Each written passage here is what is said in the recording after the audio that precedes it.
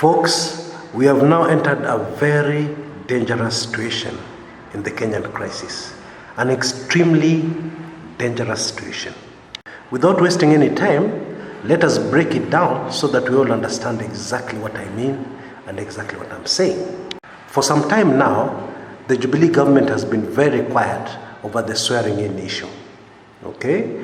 And quite rightly so, keen observers have been worried. Everybody knows when the other side is silent, when one side appears to have completely ignored the problem and appears to be pretending that the problem is not there, yet it is very clear that we have a very serious political crisis in Kenya today, then you know there's trouble. And indeed there's trouble, very big trouble.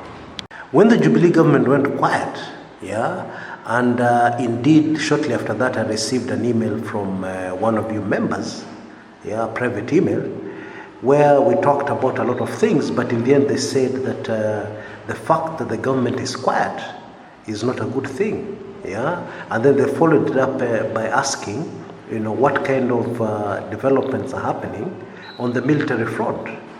I of course followed up with my contacts. I really worked my contacts on this and even beyond. But the interesting thing is my path was led away from the military, to somewhere else. And many of you will be surprised to know this. Actually, my path led directly to the diplomatic community. Now, we all need to appreciate something. Getting information from the diplomatic community and what is happening in back channels is very, very difficult, virtually impossible. But what an experienced analyst does, he works on the scraps, small scraps of information here and there, and then the whole idea is to try and put it all together, I'll be the first to admit it's a very tricky business indeed, but sometimes you get lucky, things pop up here and there that give you a clear picture, like in this case, several things have popped up all over the place that have given me a very clear picture, which is what I'm going to share with you in this video. This highly sensitive video only for Club 1999 members. Now it appears what the Jubilee government has decided to do, or what they have done, is to use powerful Western nations to deal with the NASA. They have used their back channels, their resources, to play a very dangerous political game. I say dangerous because if anything happens in Kenya that will lead to bloodletting, the whole responsibility for this must fall with the Jubilee government. Not only are they in charge and responsible for whatever happens in the country, and it doesn't matter what side of the political divide you're on, I'm not talking political divide here. I'm talking Kenya, the future of Kenya, the safety of Kenya, the security of Kenya. Not only are they responsible for all of us and our safety and our security, but this kind of situation gets very messy when a government decides to think of things from a selfish point of view, without considering the greater good for the nation. And that is precisely what has happened here. The major Western force that has been lined up to deal with NASA is the United States of America. What the Kenyan government has done is to present a very compelling and convincing argument why a government of Raila Odinga and the NASA government would not be to the best interests of the Americans. Now that's a very general statement, maybe simplistic, but as I told you, getting full details of exactly what information was used is not very easy. But one thing I know, one of the major undoings for Raila Odinga and NASA has been the often spoken Raila Odinga intention and policy to withdraw Kenyan troops from Somalia. And very sadly, the timing for presenting this rhetoric to Washington has not come at a better time. It is actually perfect. I'll tell you why. The Trump administration has been very categorical that too much money is being spent on the war against terror, especially in Somalia, and there are no tangible results that can be seen. The Trump administration is putting a lot of pressure for quick fixes, and this includes a quick fix solution for Kenya. Now, in neutralizing the NASA threat, if you can just call it that, It has been realized, of course, that the US has worked itself into a very difficult position where there's even hostility from the NASA side, there's hostility from NASA supporters, okay? And therefore some very powerful people have decided to use a classic US approach, which has been used many times before all over the world, yeah? That instead of the whole problem being approached with the US on the front, yeah, it is being made to look like the whole initiative is coming from the UN, the United Nations. Now, what put it all together for me was the sending this week, in the middle of this week, to Kenya, of former military and civilian leader of Nigeria, Olusegun Obasanjo. In diplomatic channels, everybody knows that Bwana Obasanjo has been sent over by the United Nations. He has worked a lot with the UN. He has been sent to various multiple trouble spots all over Africa, and he has always come out with great success. And so the quick fix solution for Kenya is to make sure that the swearing in of Raila Odinga on 30th of January, 30th of this month, does not happen at all costs. And after this objective is achieved, the other objective is, of course, to cool tensions in the country, return things to normal as soon as possible. Quick fix, yeah? Fix it as soon as possible. Fix it yesterday, yeah? Those are the clear instructions. Now, make no mistake about it.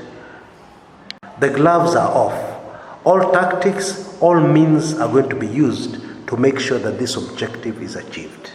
I will not be surprised if Raila Odinga is threatened by powerful Western powers. I will not be surprised. Because the truth is, they are not joking. Okay? As far as they're concerned, they recognize the Jubilee government, and they want the Jubilee government to be given space, yeah, to work and to bring things back to normal in Kenya.